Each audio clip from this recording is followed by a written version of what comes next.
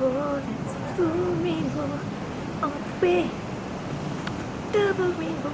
Oh my god. Aloha, everyone! This month I was in the wonderful city of Honolulu on the ever-lovely island of Oahu in Hawaii. My family and I hadn't been on a vacation together in a very long time, so we decided to come over and visit my step-grandmother and revisit our old favorite places. This land of selfie sticks is home to many amazing things, including the beautiful Diamond Head, a dormant volcano surrounded by gorgeous crystal waters even though it's a city, some bomb-ass sunsets, no two of which are the same, Waikiki, our old stomping grounds for picnics, Iolani Palace, Green World Coffee Farm, look at the wee coffee, it's so cute, some gorgeous hula and music performances, which we tried our hand at and that was a joy, lots of dolphins, including these guys who I played with as a kid, and gorgeous flowers as seen here and everywhere, and these trees!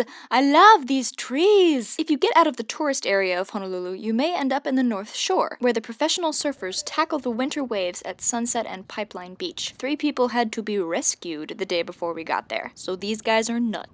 And very good surfers. I've always been very attached to Honolulu, maybe for the nightly sunsets, or the way the light shines through the trees, or the rainbows, or the fact that anywhere you drive is gorgeous, or the little harp on my grandmother's apartment door. But for this trip, we left the familiarity of Honolulu to explore an island that I'd never been to before, the oldest in the chain, Kauai. We stayed in a small and perfect house right by the water and watched sunrises, sunsets, and the whales and sea turtles parade by. The first thing I noticed about the so-called Garden Island is, well, it's green. Like really green, like the roads are green and the cliffs are green and suddenly the ground will just drop and reveal an amazing waterfall. The rivers that carve the island come from the Waialeale crater, the alleged wettest place on Earth. We did plenty of exploring on Kauai, including my quest to find the best shave ice, running into random luau's that we totally didn't pay to see, whoops, visiting the Kauai coffee estate where we tasted coffee for about an eternity, while constantly trying to navigate the chickens and getting mad at them for their invasiveness but then feeling bad because chickies! Other beautiful sights included the Kilauea Lighthouse, look at that lens, from which we could see a bird refuge, those white dots are birds. The other amazing fauna we saw included this endangered monk seal,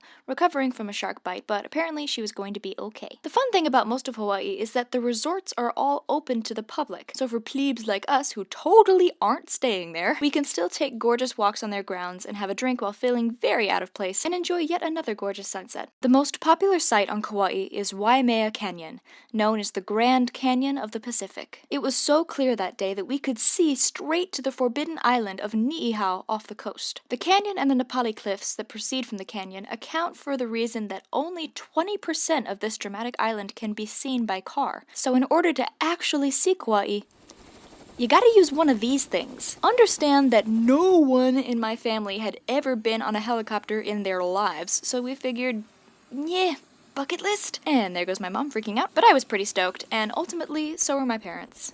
We settled in, and the adventure began.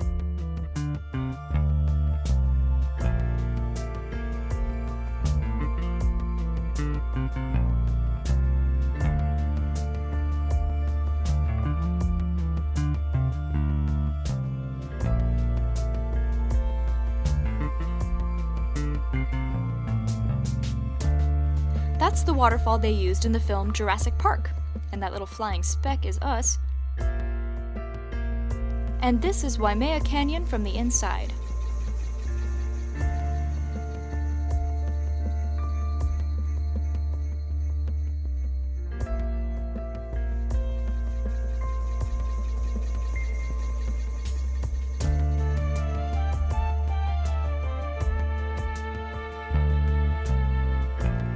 The Nepali Cliffs are easily some of the most dramatic, crazy-looking cliffs I've ever seen, basically like a bunch of cathedrals perched on a shoreline, and since we were in the chopper, the pilot could dive and weave in and out of the valleys to get a closer look.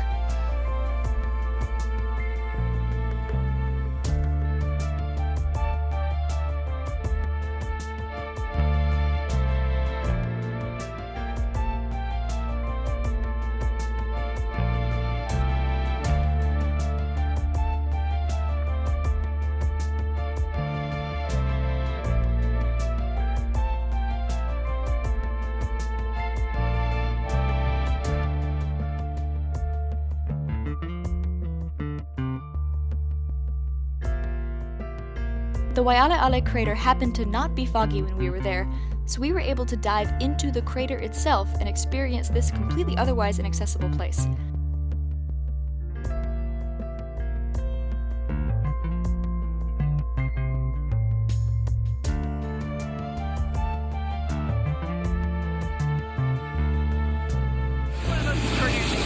Oh my God! Yeah. Bucket list? Oh my God! Yeah. You really, I mean, you just see the world from a whole different perspective. Yeah. You feel very small and very large at the same time. Yes. Yeah. Wow. And you get to explore the island. There's no other way you can do it. No. No other way. Yeah. That was amazing. The kind of places they went. I mean, the crater, the Waimea crater. I'm thinking, there's no way we're going to get out of this. Where are you going? The wettest place on Earth was a bit dry when we were there because it hadn't rained in a while, but the pilot said that he's been there where the waterfalls were so big that the windshield got spattered with water. Kinda glad we avoided that one.